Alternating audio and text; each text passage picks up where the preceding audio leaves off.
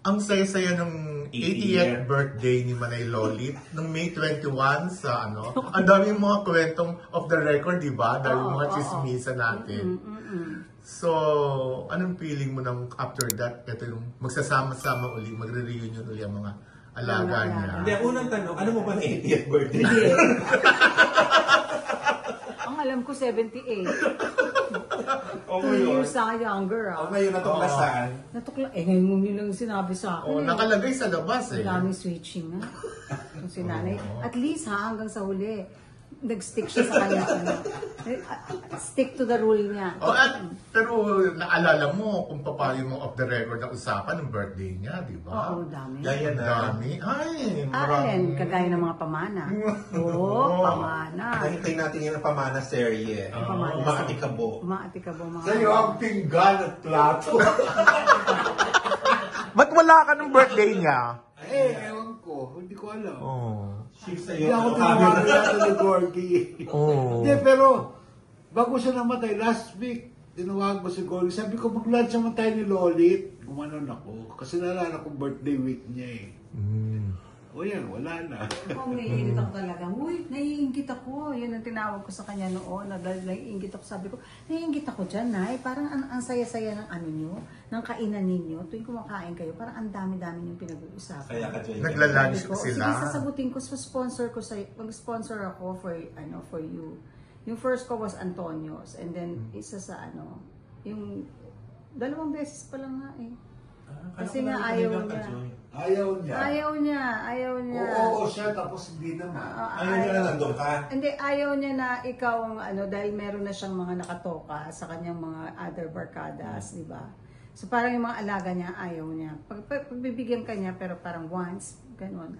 Saka hindi na pwede yung Tuesday and Friday kasi dialysis day niya. Yun. Oo, Naiba. Tapos kasi, alam na ng mga talagang dabarkads niya na na parang ito yung gusto kong kainin. Dito lang tayo sa area na to. Yung gano'n. Ayaw niya lumalayo.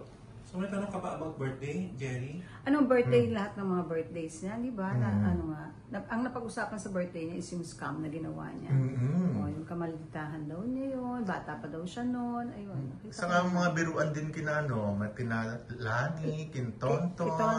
Mga classic na kwentuhan, ibinabalik pa niya. Correct. Hindi nga maalala ni Tonton yung iba eh. Talaga. Yes, sa'yo, anong ginagawa? Wala. Ay, meron din eh. Wala. Sa love life. Anong pang playtime din sa'yo? Wala. Ano siya, basta nga siya, pag yung dun siya sa tao na yun, dun talaga siya. Kung the boy siya, the boy talaga siya. Hindi niya na mapapalitan. Loyal. Ang tagal mo ng manager si Nay Lolit. Oo. Kasi kung 30 kami ni Rudy nung nag-pass away si the boy, 30 years kami noon.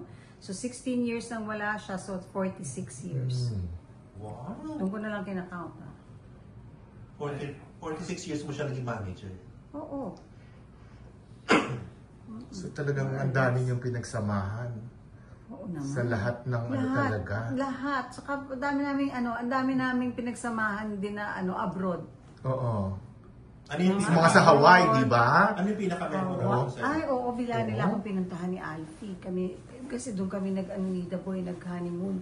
Nagulat na lang kami, mamaya nandiyan na si Nay Lolit at si Alfie Lorenzo. And take note, 1 day lang sila. Wow, jet set. Ganun siya. Nung kaya pa niya. Bakit pati honeymoon pinuntahan? Abay, gusto niya maki-join sa amin. Gusto niya makita. Yun. Ano pa yung mga memorable trips mo with the Lord? Of course, yung stem cell. Nagsisisi nga raw siya. Germany ba? Yung first niya, Germany. Parang Germany. Yung isa, yung nandun pa si Dr. Muller, dun sa isang, kay Joey Santos, yun. Yung pinaka-main na EW Manila. Ang dalawang beses ba kayo ng Germany? So, isang beses, kasi umalis na si Dr. Muller, kinausap siya, tapos doon naman kami sumunod.